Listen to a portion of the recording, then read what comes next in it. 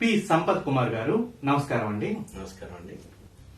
స్వచ్ఛతా he సేవా కార్యక్రమంలో భాగంగా ఎటువంటి కార్యక్రమాలు చేపడుతున్నారు? ఈ స్వచ్ఛతా హీ సేవా కార్యక్రమంలో ముఖ్యంగా 3 అంశాలు ఉంటాయి. మొదటి అంశం స్వచ్ఛత అనేది జనం యొక్క భాగస్వామ్యంతో జరగాలి అని.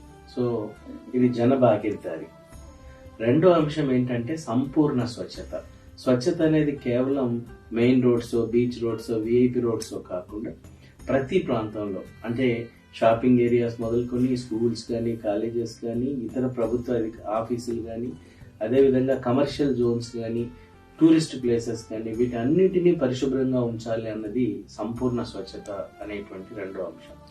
ఇక మూడో అంశానికి వస్తే మన కోసం నిత్యం పనిచేసేటువంటి మన పబ్లిక్ హెల్త్ వర్కర్స్ ఎవరైతే ఉన్నారో, స్వచ్ఛ కార్మికులు ఎవరైతే ఉన్నారో, వీరి యొక్క బాగోగులు దృష్టిలో ఉంచుకుని ప్రభుత్వం వారి కోసం శిబిరాన్ని ఏర్పాటు చేసి వారి యొక్క అభివృద్ధిని, సంక్షేమాన్ని, వారి యొక్క ఆరోగ్యం కోసం అనేక రకాలైనటువంటి మనం వాళ్ళకి టెస్టింగ్స్ చేయించడం, అన్ని రకాల హెల్త్ టెస్టులను చేయించడం, వారిని అనేక రకాల ప్రభుత్వ సంక్షేమ కార్యక్రమాలు, అటు కేంద్ర రాష్ట్ర ప్రభుత్వాల సంక్షేమ కార్యక్రమాల్లో భాగస్వాములు చేయడం, వారి యొక్క అభివృద్ధి కోసం కృషి చేసే విధంగా మనము ఈ కార్యక్రమాన్ని కూడా తీసుకోవడం జరుగుతుంది.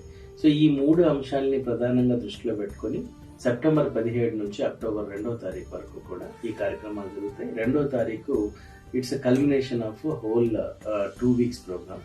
ఆ రోజు మనకి కేంద్ర స్థాయిలో స్వచ్ఛతా దివస్ అన్నటువంటిది అక్టోబర్ 2 గాంధీ గారి యొక్క జన్మదినాన్ని పురస్కరించుకొని మనము స్వచ్ఛతా దివస్ ని జరుపుకోవడం జరుగుతుంది.